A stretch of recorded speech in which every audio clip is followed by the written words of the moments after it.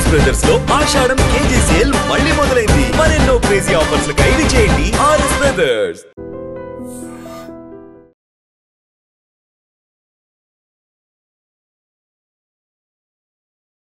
విద్యా బుద్ధులు నేర్పించాల్సిన ఉపాధ్యాయులు కూడా కీచకులుగా మారిపోతున్నారు. చక్కగా పాఠాలు చెప్పాల్సిన టీచర్లు పిల్లలపై కన్నేస్తున్నారు. స్కూళ్లలో, కాలేజీల్లో చాలా ఘోరమైన ఘటనలు మనం చూస్తూనే ఉన్నాం. లైంగికంగా వేధించటం, మభ్యపెట్టడం, ర్యాంకులు ఇస్తామని చెప్పి, లేకపోతే సబ్జెక్టుల్లో మీకు మంచి మార్కులు వేస్తాం, మీరు పాస్ అవ్వాలంటే ఇలా రకరకాల కారణాలతో వాళ్ళపైన తీవ్రమైన ఒత్తిడి చేసి లోబర్చుకోవటం, ఇలాంటి ఘటనలు కూడా చూసాం. మరికొన్ని చోట్ల టీచర్లే విద్యార్థినులపై అఘాయిత్యాలకు పాల్పడటం, అత్యాచారాలు చేసిన ఘటనలు కూడా చూస్తూనే ఉన్నాం. ఇప్పుడు లేటెస్ట్గా కర్ణాటకలో ఒక దారుణమైన ఘటన వెలుగు చూసింది. ఒక విద్యార్థినిని లోబర్చుకున్నటువంటి టీచర్ నీకు సబ్జెక్టులో ఉన్నటువంటి డౌట్లు తీరుస్తానని ఆ అమ్మాయిని లోబర్చుకున్నాడు. ఆ తర్వాత బెంగళూరుకి వెళ్దాం, ఇదే ఇంట్లో కూడా నువ్వు చెప్పి మాతో రా అంటూ ఆ అమ్మాయిని తీసుకెళ్లారు. అతను అత్యాచారం చేయడమే కాదు, ఇంకొక టీచర్ కూడా వెళ్ళాడు వాళ్ళతో పాటు. అతను కూడా వీరు అఘాయిత్యానికి పాల్పడమే కాదు, అత్యాచారం చేసి ఆ వీడియోలు చిత్రీకరించి అమ్మాయిని బ్లాక్మెయిల్ చేస్తూ మరొకరు కూడా అమ్మాయి పైన, జీవోత్సవంలో పడి ఉన్న అమ్మాయి పైన మరొక మానవ మృగం కూడా పేటరేగిపోయింది, చెల్లరేగిపోయింది. ఇలా ఒకరి తర్వాత మరొకరు అంటూ ఇద్దరు టీచర్లు, మరొక అతను కూడా ఆ అమ్మాయి పైన, విద్యార్థిని పైన అఘాయిత్యానికి పాల్పడ్డారు. అత్యాచారం చేసినటువంటి దారుణమైన ఘటన.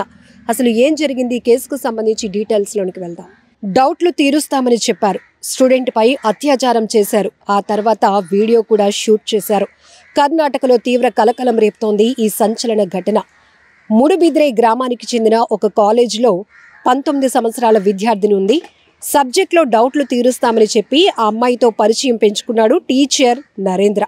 కాలేజ్ పనిపై బెంగళూరుకు వెళ్తున్నామని నమ్మించి ఆమెను కూడా తమతో పాటు తీసుకెళ్లారు నరేంద్ర, అలాగే ఇంకొక టీచర్ సందీప్ స్నేహితుడైన అనూప్ గదిలో దిగిన తర్వాత ఒంటరిగా ఉన్నప్పుడు స్టూడెంట్పై నరేంద్ర అత్యాచారం చేశాడు. అదంతా వీడియో తీశామని బెదిరించి ఆమెపై అత్యాచారానికి పాల్పడ్డాడు మరో ఉపాధ్యాయుడు సందీప్. అనూప్ సైతం అలాగే బెదిరించాడు. జీవోత్సవంలో పడి ఉన్న ఆ చిన్నారిపై అత్యాచారానికి పాల్పడ్డాడు.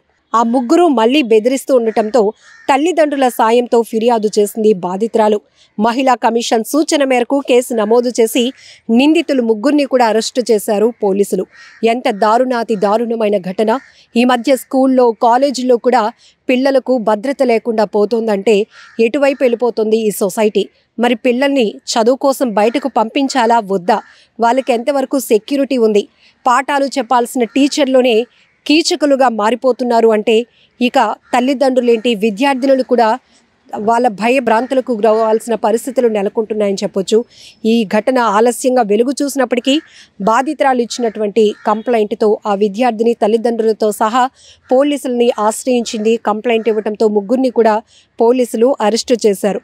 ఇది కర్ణాటకలో జరిగినటువంటి ఘటనే కాదు, మన తెలుగు రాష్ట్రాల్లోని అనేక ప్రాంతాల్లో, చాలా రాష్ట్రాల్లో కూడా టీచర్ల వల్ల బలైపోతున్నటువంటి విద్యార్థుల భవిష్యత్తును మనం చూస్తూనే ఉన్నాం. ఎందుకంటే వాళ్ళకు పాఠాలు చెప్పాల్సింది పోయి ఫ్యూచర్ కోసం వాళ్ళకి మంచి విద్యా బుద్ధులు నేర్పించాల్సినటువంటి ఉపాధ్యాయులు కూడా కీచకులుగా మారిపోతున్నారు. కామవాంఛలు తీర్చుకోవటానికి కన్నేస్తున్నారు విద్యార్థులపై. ఇలాంటి దారుణాతి దారుణమైన ఘటనలు ఆగాలి అంటే ఎక్కడ మార్పు రావాలి? వీరిని ముగ్గురిని కూడా ఎలా కఠినంగా శిక్షించాలి? మీరేమంటారు కూడా కామెంట్లో మెన్షన్ చేయండి. నిజంగా ప్రస్తుతం ఉన్నటువంటి సమాజం దేనికి ప్రయారిటీ ఇస్తుంది? ఆర్థిక సంబంధాల చుట్టూ మాత్రమే తిరుగుతుంది. మళ్ళీ ఎన్నికలంగానే చాలా విరక్తి కలుగుతాం. మంచి అనిపిస్తుంది కదా, లేడీస్ కూడా ఛాలెంజింగ్ జాబ్స్ చేసినప్పుడు చాలా బాగుంటది. ఫుడ్ డెలివరీ ఇవ్వటానికి వెళ్ళినటువంటి డెలివరీ బాయ్ అనిల్ పై కళ్ళ ముందు